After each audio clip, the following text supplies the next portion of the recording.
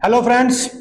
आज हम लोग भारत के संविधान में द स्टेट एग्जीक्यूटिव के बारे में सीखेंगे। स्टेट एग्जीक्यूटिव का डिटेल, इसमें गवर्नर होते हैं और काउंसिल ऑफ मिनिस्टर्स होते हैं। तो ये जो प्रावधान है स्टेट एग्जीक्यूटिव का, ये भारत के संविधान के पार्ट 6 में दिया है और इसमें दो चैप्टर हैं, चैप्टर 1 एंड 2। और आर्टिकल कौन से हैं? आर्टिकल 153 से 167 तक। तो टोटल 15 आर्टिकल हैं। तो स्टार्ट करते हैं गवर्नर से। इसमें आर्टिकल 103 है, 153 है दिया हुआ है। इसमें लिखा यह है कि हर एक राज्य में एक गवर्नर होंगे। तो जो कि गवर्नर जो होते हैं वो एग्जीक्यूटिव हेड होते हैं स्टेट के, और उनको अपने काउंसिल ऑफ मिनिस्टर्स की एडवाइस के हिसाब से चलना होता है। एग्जीक्यूटिव हेड तो है लेकिन उनको काम करना होता है काउंसिल ऑफ मिनिस्टर्स की एडवाइस के हिसाब से। लेकिन एक गवर्नर, एक पर्सन को एक से ज्यादा स्टेट्स का भी गवर्नर बनाया जा सकता है। ये नहीं है कि कोई व्यक्ति केवल यूपी का है तो वो बिहार का गवर्नर नहीं बन सकते। वो यूपी, बिहार, असम, पश्चिम बंगाल, कई स्टेट के गवर्नर एक साथ रह सकते हैं। ठीक है। तो जैसा कि हमने, ये तो आर्टिकल 153 था। अब 154 पे आते हैं। The executive powers of the state are vested in the government. ये हमने अभी जाना ही जाना। और गवर्नर अपनी जो एग्जीक्यूटिव पावर है वो भारत के संविधान के हिसाब से ही एक्सरसाइज करेंगे। वो कैसे एक्सरसाइज करेंगे? या तो खुद एक्सरसाइज करेंगे या फिर जो उनके नीचे सबऑर्डिनेट ऑफिसर्स है उनके थ्रू एक्सरसाइज करेंगे। इसमें सबऑर्डिनेट ऑफिसर्स में मिनिस्टर्स भी आते हैं। ठीक है। अब functions of any other authority, functions of any other authority है where any functions was conferred by any existing law as on the date of enactment of constitution to any other authority, article 154 shall not apply। ये आज के date में इसकी कोई खास relevance नहीं है। ये 1950 के समय का है। आज के डेट में ये रेलेवेंट नहीं है। अब दूसरा क्या है?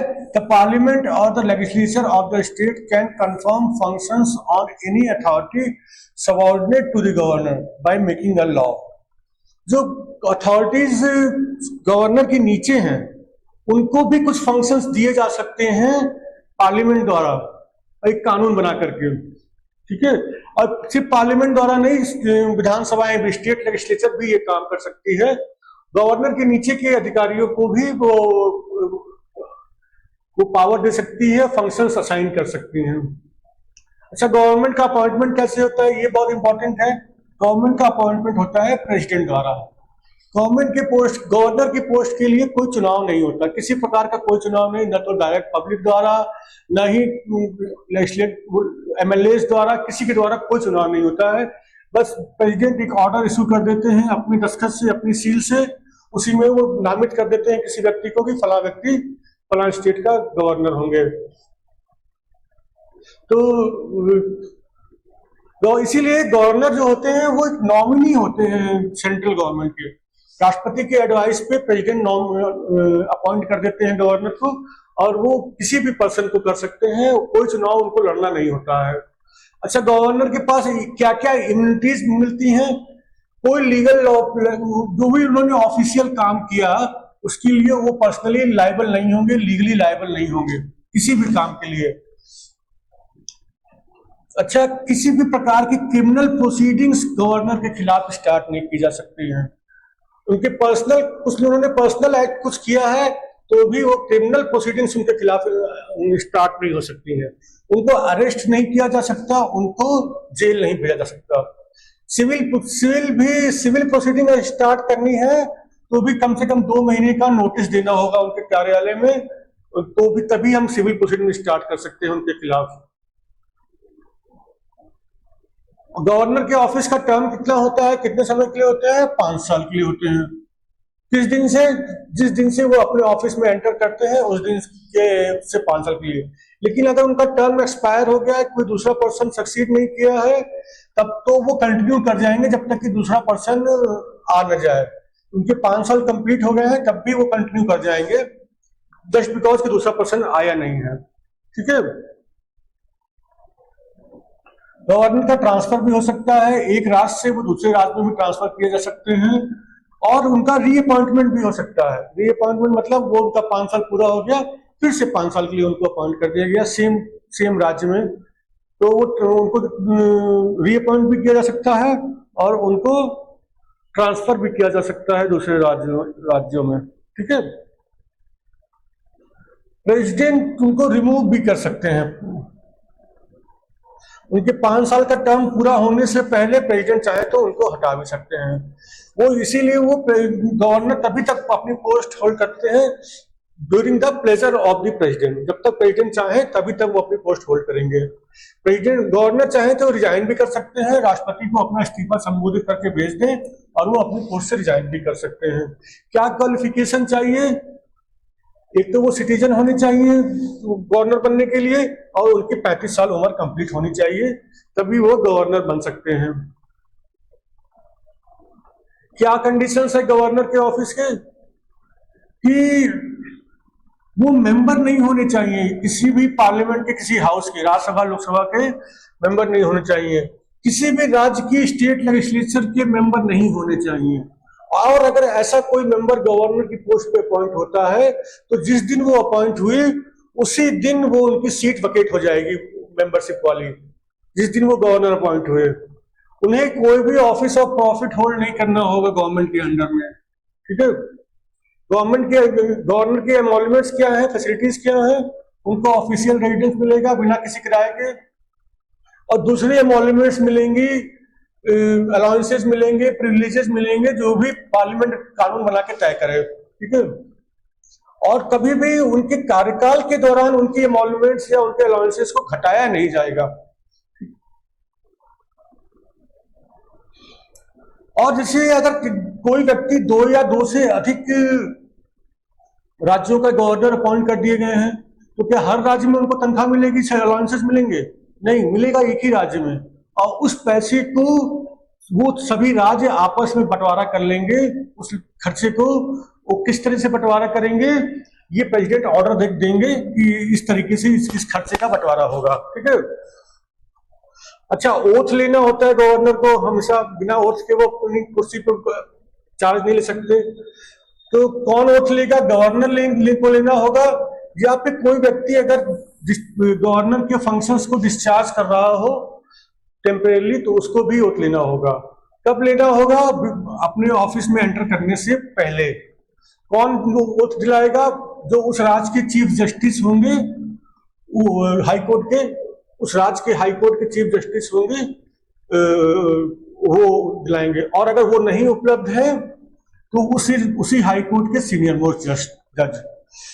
एक स्पेसिफाइड फॉर्मेट है ओथ का, वो तो उसी फॉर्मेट में लेना होगा ओथ।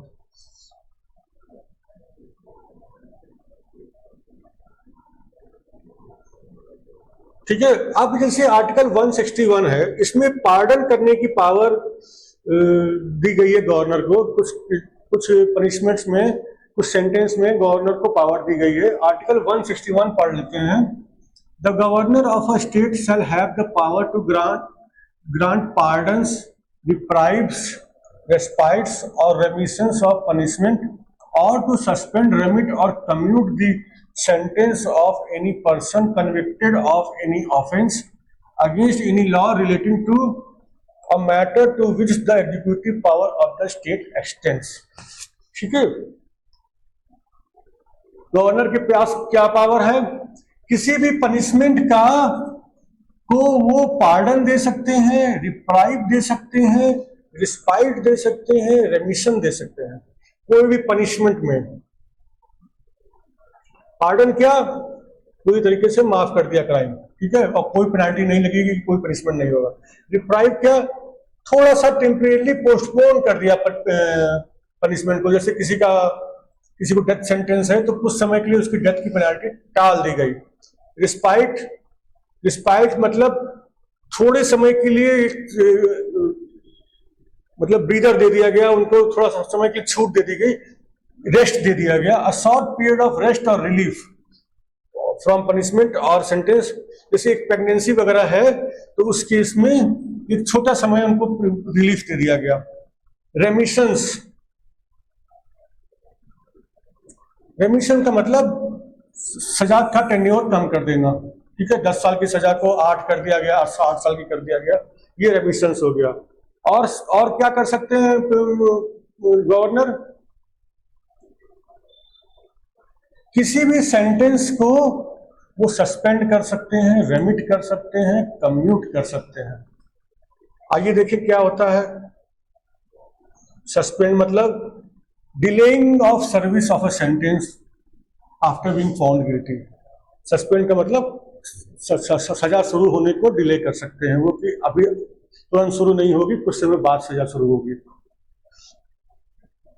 रेमिट का मतलब है कैंसिल और रिफ्रेन फ्रॉम एक्सैक्टिंग और इन्फ्लिक्टिंग अ पनिशमेंट, ठीक है। कम्यूट का मतलब to change to a lesser severe one, ठीक है। किसी भी प्रिजन सेंटेंस या दूसरी पेनाल्टी है, उसको चेंज करके एक थोड़ी कम कड़ी सजा कर दी। कम कड़ी का मतलब रिगरस इम्प्रिजनमेंट है, मतलब मेहनत के साथ इम्प्रिजनमेंट करना है, उसको सिंपल इम्प्रिजनमेंट में कन्वर्ट कर दिया। या डेथ पेनाल्टी है, उसको लाइफ इम्प्रिजनमेंट में कन्वर्ट कर दिया। तो ये वो पावर है माफ करने की गवर्नर के पास। आइए गवर्नर की बाकी सारी पावर्स देख लेते हैं। एग्जीक्यूटिव पावर्स क्या है गवर्नर के पास? कि सारी स्टेट की एग्जीक्यूटिव पावर गवर्नर के पास है, वो या तो खुद एक्सरसाइज करते हैं या अपने नीचे के ऑफिसर्स के सहयोग से एक्सरसाइज करते हैं। जितनी भी गवर्नर के एग्जीक्यूटिव पावर्स या स्टेट गवर्नमेंट, जितनी भी स्टेट गवर्नमेंट के जो एग्जीक्यूटिव एक्शंस होते हैं वो गवर्नर के नाम से ही लिए जाते हैं। जो भी एग्रीमेंट होता है, जो भी ऑर्डर्स इशू होते हैं, नोटिफिकेशन जारी होते हैं, वो सब गवर्नमेंट के नाम से ही इशू होते हैं। इसमें देखिए सुप्रीम कोर्ट की एक रूलिंग है कि चाहे प्रेसिडेंट हो या गवर्नर हो, वो कॉन्स्टिट्यूशनल हेड्स तो है, एग्जीक्यूटिव पावर है, लेकिन रियल एग्जीक्यूटिव पावर जो है काउंसिल ऑफ मिनिस्टर्स की होती है। क्योंकि चाहे प्रेसिडेंट हो चाहे गवर्नर हो, वो अपनी executive power council of minister की एडवाइस के हिसाब से ही यूज करते हैं, अपनी मर्जी के हिसाब से नहीं यूज कर सकते हैं। तो एक और केस में सुप्रीम कोर्ट ने कहा है कि गवर्नर को काउंसिल ऑफ मिनिस्टर्स की एडवाइस के हिसाब से ही कार्य करना होगा, ठीक है। गवर्नर को काउंसिल ऑफ मिनिस्टर की एडवाइस के हिसाब से ही कार्य करना होगा, लेकिन कुछ एक केसेस हैं जहां गवर्नर अपनी मर्जी के हिसाब से, अपने डिस्क्रिप्शन के हिसाब से कर सकते हैं। जैसे कि किसको अपॉइंट किया जाए चीफ मिनिस्टर, हाउस को डिसॉल्व किया जाए नहीं किया जाए, गवर्नमेंट को डिसमिस किया जाए नहीं किया जाए, लेजिस्लेटिव असेंबली को डिसॉल्व किया जाए कि नहीं किया जाए, इन सब के मैटर्स पे गवर्नर चाहे तो, गवर्नर अपनी मर्जी पे काम करते हैं, वो काउंसिल ऑफ मिनिस्टर्स की एडवाइस पे काम नहीं करते। लेकिन बाकी अन्य सभी मैटर्स पे गवर्नर एडवाइस पर ही काम करते हैं काउंसिल ऑफ मिनिस्टर्स की। अच्छा, गवर्नर किसको किसको अपॉइंट करते हैं? चीफ मिनिस्टर को, एडवोकेट जनरल को, स्टेट इलेक्शन कमिश्नर को, चेयरमैन और दूसरे मेंबर्स जो होते हैं पब्लिक सर्विस कमीशन के, स्टेट पब्लिक सर्विस कमीशन के, उनको भी गवर्नर अपॉइंट करते हैं। अच्छा, कभी कभी ऐसी स्थितियां आ जाए कि संविधान के हिसाब से राज्य चलाना संभव नहीं दिखे, तो गवर्नर प्रेसिडेंट को रिकमेंड कर सकते हैं कि राज्य में राष्ट्रपति शासन लगा दिया जाए, ठीक है। और अगर राष्ट्रपति शासन लग गया तो उस समय गवर्नर के पास सारी एग्जीक्यूटिव पावर्स आ जाएंगी, सारी पावर्स आ जाएंगी, वो बिना काउंसिल ऑफ मिनिस्टर्स के सारा एग्जीक्यूटिव पावर्स यूज करेंगे। इसके अलावा गवर्नर के पास पावर है कि वो इंफॉर्मेशन मांग सकते हैं कि जो राज्य सरकार का कामकाज चल रहा है और जो भी कानून का प्रपोजल जा रहा है लेजिस्लेटिव असेंबली में या काउंसिल में, उसके विषय में इंफॉर्मेशन मांग सकते हैं। वो यूनिवर्सिटीज के वाइस चांसलर्स को भी अपॉइंट करते हैं और वे स्वयं सारी यूनिवर्सिटीज के जो उस राज्य में है उसके चांसलर होते हैं और वाइस चांसलर की नियुक्ति वो करते हैं, ठीक है। अब फाइनेंशियल पावर्स देख लेते हैं गवर्नर की क्या होती हैं। कोई भी मनी बिल लेजिस्लेटिव असेंबली में तभी पेश होगा जब वो गवर्नर द्वारा रिकमेंड कर दिया जाए। वो हर साल annual financial bill, annual financial statement यानी कि बजट प्रस्तुत करवाते हैं विधानसभा में। ठीक है, कोई भी डिमांड फॉर ग्रांट, अगर ग्रांट लेनी है तो गवर्नर की रिकमेंडेशन मैंडेटरी है। कंटिजेंसी फंड है स्टेट का, ठीक है, स्टेट की कंटिजेंसी फंड में से जो भी कोई भी अनफोर्सिंग एक्सपेंडिचर के लिए पैसे निकालने हैं तो वो गवर्नर ही कर सकते हैं और कोई नहीं कर सकता। इसके अलावा वो हर 5 साल में फाइनेंस कमीशन को अपॉइंट करते हैं, का गठन करते हैं, ताकि राज्य की फाइनेंशियल पोजीशन मालूम पड़ सके। इस राज्य की मतलब पंचायत और म्यूनिसिपैलिटीज की, जो भी राज्य में पंचायतें और म्यूनिसिपैलिटीज हैं उनकी फाइनेंशियल पोजीशन जाने के लिए फाइनेंस कमीशन का गठन करते हैं हर 5 साल में। लेजिस्लेटिव पावर्स क्या हैं? लेजिस्लेटिव पावर्स हैं, अगर मान लीजिए विधानसभा सत्र में नहीं है और उस समय कोई कानून बनाने की अर्जेंसी आ गई तो वो ऑर्डिनेंस इशू करके एक कानून बना सकते हैं टेम्परेरी। और इसके अलावा विधानसभा विधान परिषद का सत्र समय समय पे बुलाना उनकी पावर में है। वो सत्र को प्रोरोग कर सकते हैं, जब सत्र का समापन कर सकते हैं वो जब चाहें। ठीक है, लेजिस्लेटिव असेंबली और लेजिस्लेटिव काउंसिल दोनों का। सभी राज्यों में लेजिस्लेटिव काउंसिल नहीं है, केवल 6 राज्यों में है, तो बाकी में नहीं है। अच्छा, जैसे प्रेसिडेंट का था, जब तक वो दस्तखत नहीं करते थे किसी बिल पे तब तक वो कानून नहीं बनता था, वैसे राज्य के कानून जब तक गवर्नर दस्तखत नहीं करेंगे वो कानून नहीं बनेगा। वो मैसेज भेज सकते हैं दोनों सदनों को, या एक सदन है तो एक सदन को, कि इस बिल के संबंध में अपनी बात मैसेज के थ्रू बता सकते हैं, जो भी बिल पेंडिंग है उसके संबंध में। अच्छा, लेजिस्लेटिव काउंसिल है अगर किसी राज्य में, 6 राज्यों में है केवल, तो वहां उस काउंसिल के 1/6 सदस्य गवर्नर द्वारा नामित किए जाते हैं। 5/6 तो चुने जाते हैं, लेकिन 1/6 नामित किए जाते हैं गवर्नर द्वारा। वो लोग कौन लोग, किन लोगों में से नामित किए जाते हैं? वो नामित किए जाते हैं जो लोग बहुत अच्छी नॉलेज रखते हैं, प्रैक्टिकल एक्सपीरियंस रखते हैं। किस फील्ड में? Literature, science, art, cooperative movement और सोशल सर्विस। इन फील्ड्स में कोई अच्छी नॉलेज रखता है तो उसको गवर्नर लेजिस्लेटिव काउंसिल में नामित कर सकते हैं। अच्छा, कोई व्यक्ति डिस्क्वालिफाइड है कि नहीं सदस्यता से, ये इलेक्शन कमीशन की मदद से गवर्नर डिसाइड करते हैं। अभी कोई बिल अगर मान लीजिए गवर्नर की मंजूरी के लिए आया विधानसभा से पास होके, विधान परिषद से पास होकर के, तो वो चाहे तो अपनी सहमति दे सकते हैं, एसेंट दे सकते हैं, अपनी एसेंट विथहोल्ड कर सकते हैं और बिल को रिटर्न कर सकते हैं। अगर वो बिल मनी बिल नहीं है, स्टेट लेजिस्लेचर को वापस कर सकते हैं कि इसको रिकंसिडर करो। और या फिर एक और पावर है एक्स्ट्रा, वो बिल को रिजर्व कर सकते हैं प्रेसिडेंट के द्वारा कंसिडर किए जाने के लिए, प्रेसिडेंट की डिसीजन के लिए। इसके अलावा जुडिशियल पावर्स हैं, पार्डनिंग पावर्स हमने देख ही लिया था अभी पहले। और उसके अलावा अपॉइंटमेंट करते हैं, पोस्टिंग एंड प्रमोशन करते हैं डिस्ट्रिक्ट जजेस का। लेकिन वो करते हैं ये काम हाई कोर्ट से कंसल्ट करके, उस स्टेट के हाई कोर्ट के कंसल्ट करके। इसके अलावा तमाम जुडिशियल सर्विस के अधिकारियों का वो अपॉइंटमेंट भी करते हैं। ये अपॉइंटमेंट वो high court, state high court और स्टेट पब्लिक सर्विस कमीशन की कंसल्टेशन के बाद करते हैं।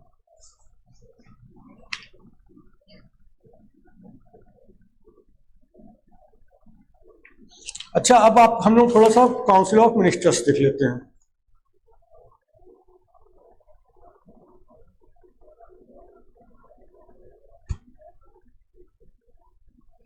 अभी हम लोगों ने देखा कि जैसे गवर्नर कुछ फंक्शंस अपनी डिस्क्रिप्शन पे एक्सरसाइज कर लेते हैं, जैसे सरकार को भंग करना है कि नहीं, किसको चीफ मिनिस्टर अपॉइंट करना है, ये सब कुछ एक फंक्शन अपनी डिस्क्रिप्शन के हिसाब से यूज करते हैं।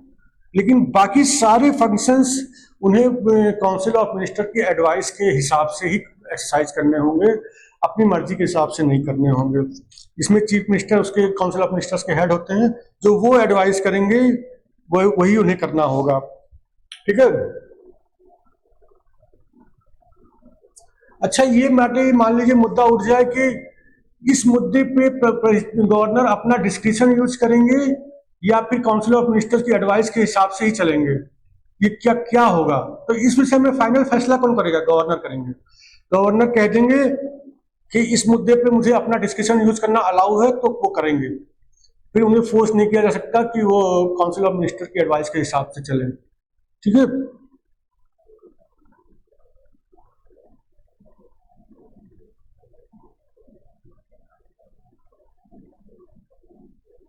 अच्छा, एक और चीज है,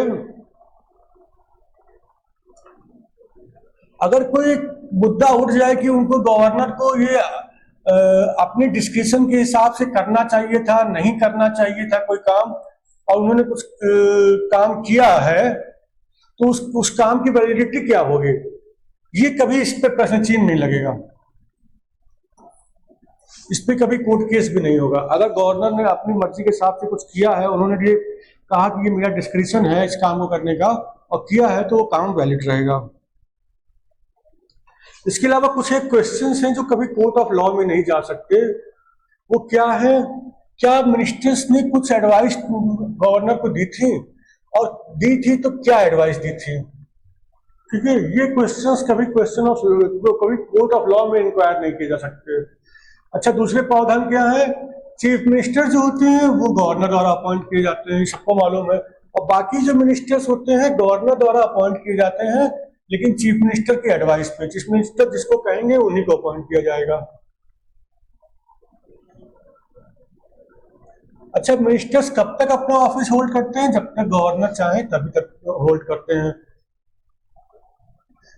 काउंसिल ऑफ मिनिस्टर्स जो होता है उसमें कितने तरह के मिनिस्टर्स होते हैं? Cabinet ministers, ministers of state और डिप्टी मिनिस्टर्स, 3 तरह के मिनिस्टर्स होते हैं। अच्छा, जैसे 4 राज्य हैं, छत्तीसगढ़, झारखंड, मध्य प्रदेश और उड़ीसा। इसमें भारत के संविधान ने दिया है कि इन 4 राज्यों को एक minister in charge of tribal welfare जरूर अपॉइंट करना होगा, जो ट्राइबल लोगों की वेलफेयर के विषय में कामकाज करे। एक ऐसा मिनिस्टर जरूर अपॉइंट करना होगा इन 4 राज्यों में केवल, क्योंकि यहाँ ट्राइबल लोगों की जनसंख्या काफी अच्छी है। तो अच्छा, जो ये मिनिस्टर अपॉइंट किए जाएंगे ट्राइबल वेलफेयर के लिए, उनको welfare of the scheduled caste and backward classes का भी चार्ज दिया जा सकता है। इसके अलावा कोई अन्य काम भी दिया जा सकता है। इस काम के लिए ट्राइबल वेलफेयर का मिनिस्टर तो बनाया जाएगा, लेकिन जरूरी नहीं है कि उनको केवल ट्राइबल वेलफेयर का ही मंत्री रखा जाए, उन्हें कोई और मंत्रालय भी दिया जा सकता है। मैक्सिमम कितने लोग मंत्री बन सकते हैं? लेजिस्लेटिव असेंबली में जितने भी सदस्य हैं उनका 15% से ज्यादा नहीं। मिनिमम कितने होने चाहिए? 12 से कम मंत्री नहीं होंगे किसी राज्य में। ठीक है।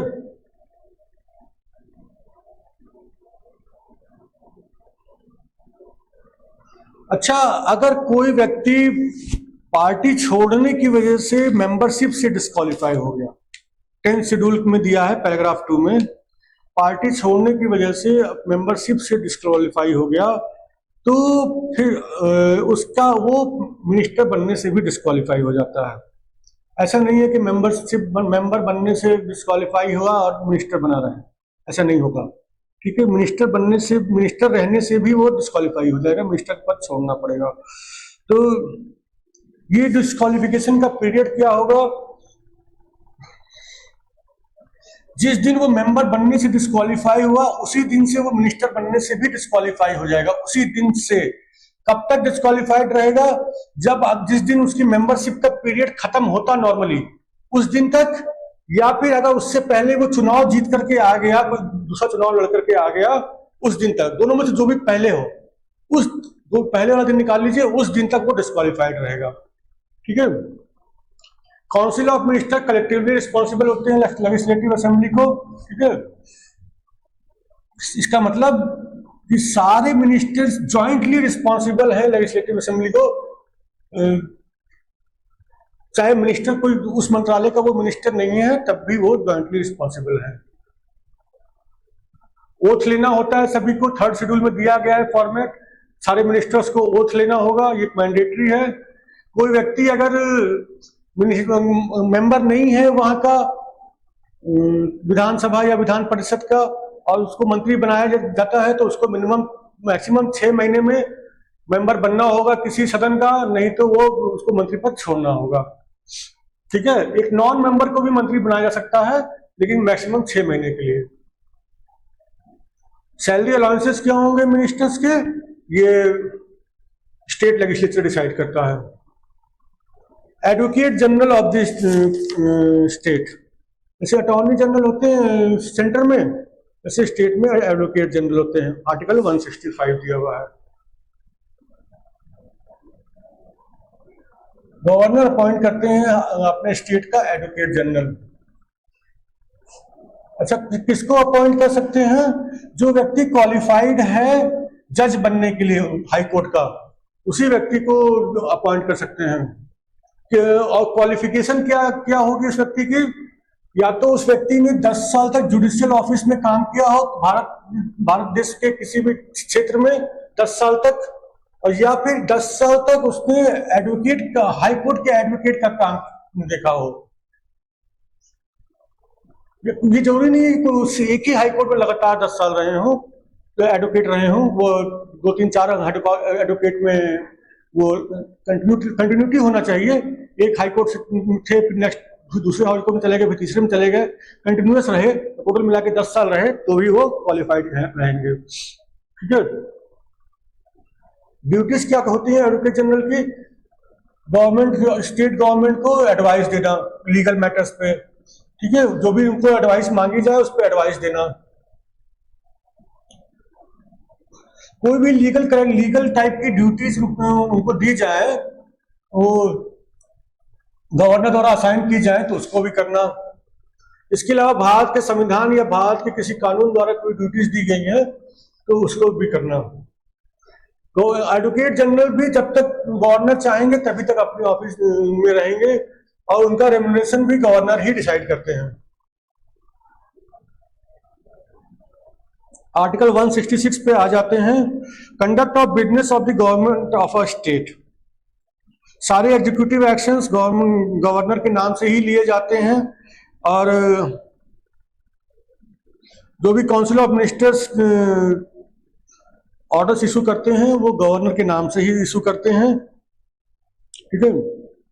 गवर्नर इसके लिए रूल्स फ्रेम करते हैं कि एक्चुअली हर जगह गवर्नर दस्तखत करेंगे नहीं पर्सनली, तो इसके लिए रूल्स बनते हैं कि कैसे कैसे उनके नाम से कामकाज होगा, ठीक है। तो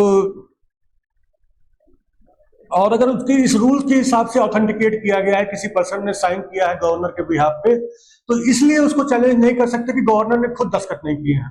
गवर्नर के नाम से इशू हुआ है और गवर्नर ने खुद दस्तखत नहीं किए हैं, इसलिए उस ऑर्डर को चैलेंज नहीं कर सकता, क्योंकि गवर्नर ने उसके लिए रूल्स बना दिए हैं और रूल के अकॉर्डिंग में ही वो साइन किया गया है। इसके अलावा और क्या रूल्स बनाते हैं governor? Rules for the more convenient transaction of the business of the government of the state or for allocation among ministers of the said business। Ministers के बीच में कामकाज के बंटवारे के से संबंधित रूल, और इसके अलावा जो गवर्नमेंट के ट्रांजेक्शन्स हैं वो इफेक्टिवली हो पाए उसके लिए भी रूल्स बनाते हैं गवर्नर। एक लास्ट देख लेते हैं आर्टिकल 167। चीफ मिनिस्टर की क्या ड्यूटी है गवर्नर को इंफॉर्मेशन देने के संबंध में, ठीक है। चीफ मिनिस्टर की ड्यूटी है कि स्टेट गवर्नमेंट के सारे डिसीजंस